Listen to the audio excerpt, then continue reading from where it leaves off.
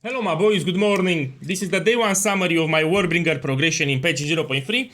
At the moment I'm level 57 and this is simply because I had to do a lot of build testing, experimenting and tweaking on stream. So as you know, I always play totems. Even in patch 0.2 I leaked started with shockwave totems, but apparently with all the changes that GGG did, they are not good in the campaign anymore to rely just on totems. And a few hours in after the leak start, I was experimenting with volcanic fissure and earthquake, and I noticed that once you put a volcanic fissure on the ground, if you put a totem, it triggers, and the more totems you have, the more the fissure will trigger. Not only that, the attack speed helps. So yeah, you need to understand that in patch 0.3, we're gonna play my totem master slightly different. We're gonna drop fissures and we drop totems on top of the fissures, and this will deal shit ton of damage. Yeah, I'm still experimenting with this to find the best setup, but so far it's looking great. So in case you're new to PoE guy, know that I have 2 dedicated build channels over Discord. Yeah, and this that I update all the time, put the essential information. Here you can write chat if you want, and we're gonna have a good time. Not only that, I have a leak start progression written guide too. So here, after each stream, I update with my discoveries. What happened, what I did, what I tweaked, yeah. So yeah, even on day 1, I was experimenting with earthquakes and fissures.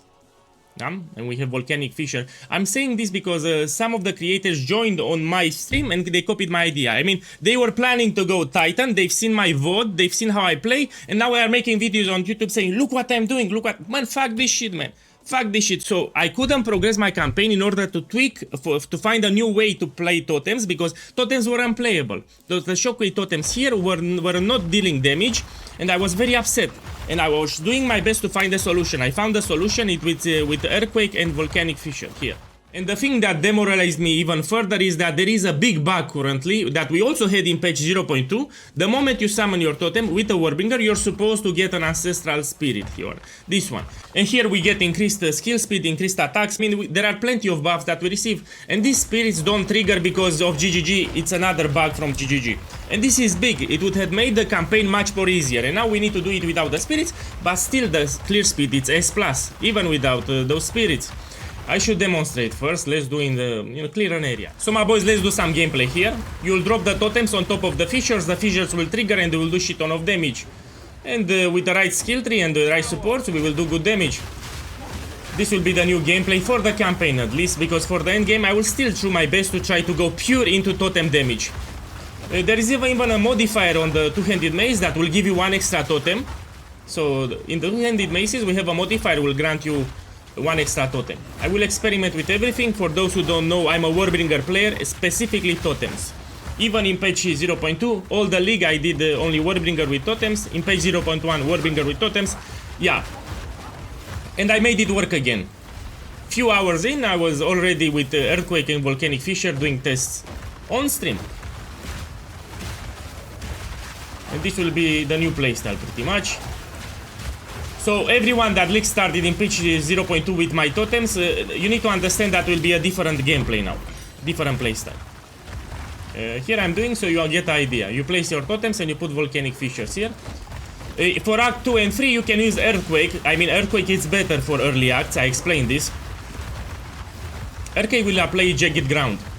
And here Shockwave totems will trigger that jagged ground for boosted damage. I'm still doing experiments. Again, I couldn't progress my campaign well because I need to do a lot of tests to save the build, and I saved it. Because I've noticed some messages, they say the build is then no, the build is still viable, we just need to adapt. And here I adapted, this will be the new gameplay playstyle. Boys, I want to give you now some tips and tricks in order to maximize the potential of the build, so I should go somewhere where we're not interrupted.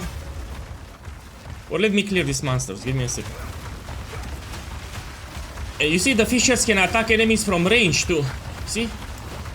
So you can kill enemies far away too. This is just too good, man. Let me explain my items. As you know, I like to play with a shield. Each time I play with a Warbringer, I play with a shield. This is a big defensive boost.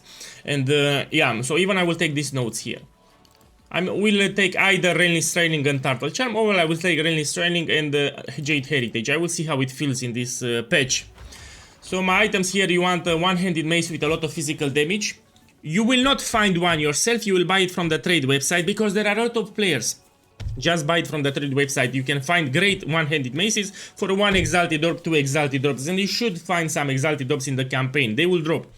Here for the shield in the campaign, hands down, this is the best shield, Rise of the Phoenix. Good. Here you want armor based items, and here I'm also looking for this modifier that I will make a video on it. Armor applies to elemental damage. I took it everywhere, even on the skill tree. You want to take this node here. It's just too good for mitigating small hits, elemental hits, you know, or those modifier physical as extra element. This will be a good form of mitigation. Not only that, even here at the bottom we have even more of it, and it's close to the rage nodes. I explained the rage is very important. It gives you a lot of more damage multiplier. Good, my boys. Let's see what else we have. Pretty standard. Here if you can get your hands on early on of Eye of Uldum, the build is still slaps even with 4 totems. So on stream, I mostly played with 4 totems. Now I got Eye of Uldum because I paid 10 Exalted Orbs. Sometimes you can get it for a low price. When I've seen 10 Exalted Orbs, I got it, you know, with the new market system. It's just too good. Let me give you a tip in case you want to buy it. So you put here Idol of Uldum. You make sure that you put Exalted Orb. You buy it from this market system from in-game because you're tending to find it cheaper. It's still 50-50. If you buy it from the trade website, they are more overpriced. I don't know why. One Divine, still they have a problem with the website. They list first the price with Divine Ops and Chaos Orb, and this can confuse people. So this is how you will play it. Wink, wink. Yeah, my boys, now let's talk about the skill tree. So I explained the progression. As I was playing, I was doing my best to find a good progression. Initially, I went for these totem nodes at the bottom, but they reworked this node here. Watchtowers got reworked, no longer provides 1 extra totem, and we can no longer summon 2 totems instead of 1. When the patch 0.3 launched, I had the unpleasant surprise to see that it got removed, but it makes sense because now two-handed maces can spawn with extra totem modifier. That's why they got removed. And I dropped this thing as I was playing on stream.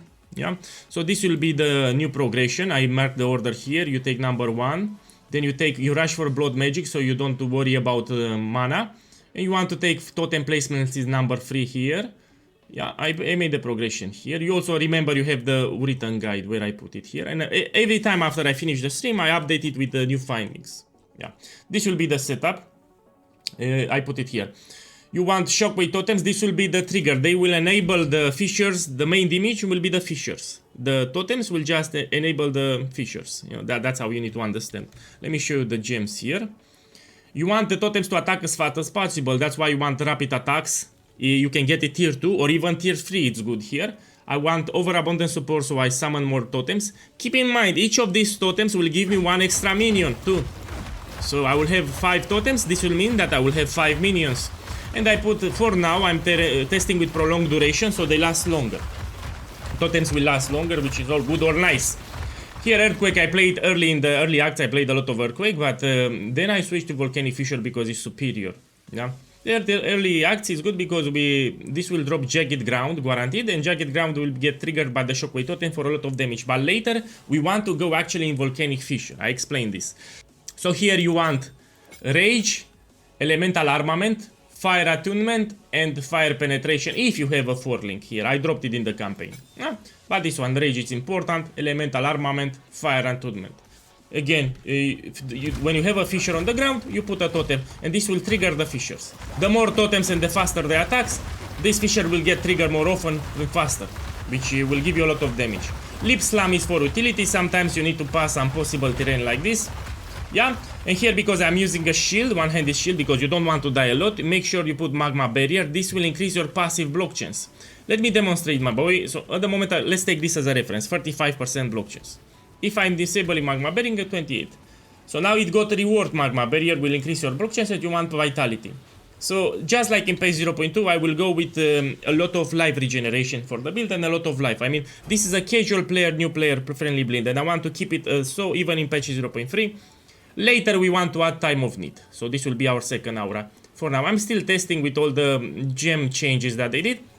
Once GGG will fix the spirits, so from the Ascendancy on Lab 1, when you summon a totem, you also get a spirit.